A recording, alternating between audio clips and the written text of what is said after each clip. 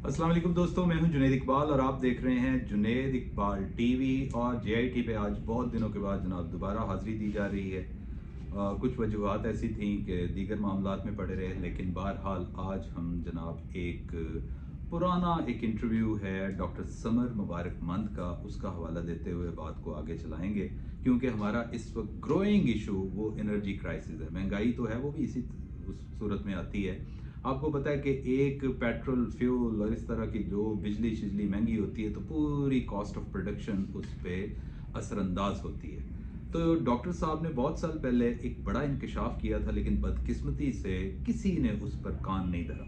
पाकिस्तान में बिजली महंगी क्यों, लोड शेडिंग क्यों होती है, क्या हमारे पास सस्ती बिजली का कोई ऑप्शन मौजूद नहीं है। ये वो बातें हैं कि जो जनाब जिनको जानबूझकर नज़रअंदाज किया जाता रहा, उसकी वजूहात अब खासा मतलब ज़ुबान ज़द-ए-आम हो गया। हर बंदा बता रहा है कि जी आईपीपीज़ को फेवर की जा रही है और ब्ला ब्ला ब्ला जो कुछ भी है। डॉक्टर साहब ने एक पुराने इंटरव्यू में थर कोयला गैसिफिकेशन प्रोजेक्ट का जिक्र किया था और कहा था कि इसकी बदौलत हम बिजली 7 से 8 रुपए पर यूनिट दे सकते हैं। अच्छा, अब जनाब ये था क्या, उन्होंने बताया कि थर में ये मामला होगा क्योंकि थर में इंडिजिनस कोल जो है उसके बेतहाशा ज़खायर मौजूद हैं। कोई एक सर्वे के मुताबिक 175 अरब टन के करीब, और इसकी बदौलत यूँ समझ लें कि पाकिस्तान को 200 से लेकर 400 साल तक बिजली फराहम की जा सकती है। अच्छा, 1990 की दहाई से डॉक्टर साहब इस प्रोजेक्ट पर काम कर रहे थे और उन्होंने अंडरग्राउंड कोल गैसिफिकेशन की जो टेक्नोलॉजी इस्तेमाल करते हुए कम लागत, कम आलूदगी और कोयला खोदे बगैर 7 से 8 रुपए पर यूनिट बिजली को बनाने का सिलसिला स्टार्ट कर दिया था। 2015 तक उनका पायलट प्रोजेक्ट 5 मेगावाट की बिजली फराहम कर रहा था और नेक्स्ट ईयर 2016 तक यही कोई 8 मेगावाट तक जा पहुंचा था।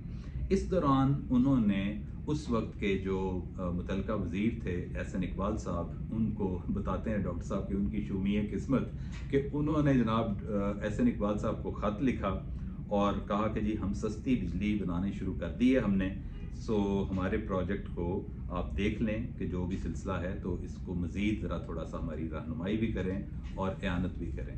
और डॉक्टर साहब कहते हैं कि वो दिन था और आज का दिन आया कि उसी दिन से हमारे तमाम तर फंड्स को रोक दिया गया। वो कहते हैं कि क्या नवाज शरीफ और इसहाक डार को इस बात का इल्म नहीं था कि जनाब ये हमारे साथ जो कुछ हो रहा है। जब मुकामी तौर पर सस्ती बिजली बन सकती है तो महंगे आईपीपीज को क्यों लाया गया और कौन लाया उनको। अच्छा जनाब, अब थर का कोयला खोदे बगैर, धुआं दिए बगैर, मतलब इतनी सस्ती बिजली का देना ये बहुत बड़ा एक मैं समझता हूँ मार्का है, लेकिन किसी ने भी इस तरफ तवज्जो नहीं दी। और अब हम दूसरी तरफ का जो मौक़िफ़ है वो भी आपको बताते हैं कि एहसन इकबाल साहब ने 2017 में इस जो डॉक्टर साहब का बयान था इसकी बाकायदा तरदीद कर दी। उन्होंने कहा कि जी हमने डॉक्टर साहब को इस जो प्रोजेक्ट था इसकी वैलिडेशन और बिजनेस प्लान के बारे में कहा था कि वो आप हमें दें ताकि हम फिर आगे प्रोसीड करें। तो ताहाल डॉक्टर साहब ने ना तो इसकी वैलिडेशन करवाई, ना इसका कोई बिजनेस प्लान दिया। फिर उसके बाद सो मच सो कि जो सुप्रीम कोर्ट ऑफ पाकिस्तान है उसने नैब को हुक्म जारी किया कि इसकी पूरी इंक्वायरी की जाए। और यहाँ मैं बता दूँ, ये एहसन इकबाल साहब बता रहे हैं कि 4.69 बिलियन पाक रुपीस इस प्रोजेक्ट पर खर्चा आ चुका था उस वक्त तक, तो लेकिन फुल स्केल प्रोडक्शन नहीं हुई थी। अच्छा, अब ये सारी बातें मैंने मतलब ये मुनासिब समझा कि दोनों अतराफ़ के जो मौक़िफ़ हैं वो आप तक पहुँचाए जाएँ। लेकिन एक जो तासुर है बड़ा खौफनाक सा, उस पर बड़े प्रोग्राम्स भी हो चुके हैं। हमने भी कोई ग़ालिबन 2 वीक्स पहले बताया था कि ये जो आईपीपीज़ का अफरीत है हमारे सर पर, जब तक इससे जान नहीं छूटती सर्कुलर डेट से जान नहीं छूटेगी और हमारे ये बिजली के क्राइसिस आते ही रहेंगे। ये सिर्फ नवाज शरीफ हुकूमत का नहीं, ये तमाम हुकूमतें ही जनाब, जब से हमने तो आंख खोली है ये बिजली के क्राइसिस, करप्शन, बदनवानियाँ, उससे चूंकि हमारा वैसे भी एक अटा हुआ माशरा है, हम क्या करें, कैसे इससे निकलें। लेकिन बहरहाल ये अब सवाल इस पे यही उठता है कि ये अगर प्रोजेक्ट, मैं समझता हूँ मेरी अपनी दानिश में कि अगर डॉक्टर साहब का प्रोजेक्ट चल जाता, उसको फंडिंग बरकरार रहती, जारी रहती, तो आज मेरा ख्याल है कि हम इतने क्राइसिस में ना होते, हमारे मामलात काफ़ी हद तक बेहतर हो चुके होते। और सबसे बढ़कर ये है कि यही जो पावर प्लांट्स जो लगे हुए हैं, इंडिपेंडेंट पावर प्लांट्स हैं जो आईपीपीज़ के थ्रू चलते हैं, इनसे हमारी जान छूट जाती, क्योंकि इनसे जान छूटेगी तो हमारे जनाब कोई थोड़ा सा कह लें कि सिलसिला ठीक बनेगा, हमारा पूरा इकॉनमी का ढांचा इससे दुरुस्त हो सकता है। तो दोस्तों, मेरे ख्याल के मुताबिक आप इस सिलसिले में आवाज़ ज़रूर उठाएं, मेरी आवाज़ साथ बने, ताकि हम ज़ोर लगाएं और ये आईपीपी से कोई भी सिलसिला हो, मतलब कोई इसका एमिकेबल सोल्यूशन किया जाए। ठीक है, जिन्होंने पैसे लगाए हुए हैं कि जी कैपेसिटी होती है, ये है वो है, उस पर जनाब पैसे तो खर्च होने हैं, लेकिन इसको थोड़ा सा रीविज़िट किया जाए।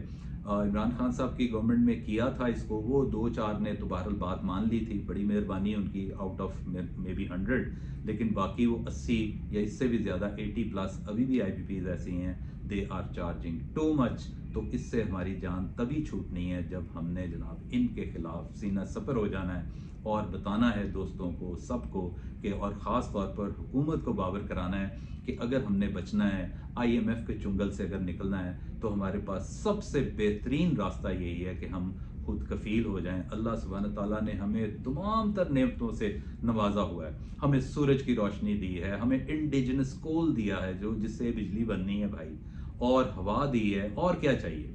तो ये है, और वसी मतलब मैदान है, थर क्या सहरा।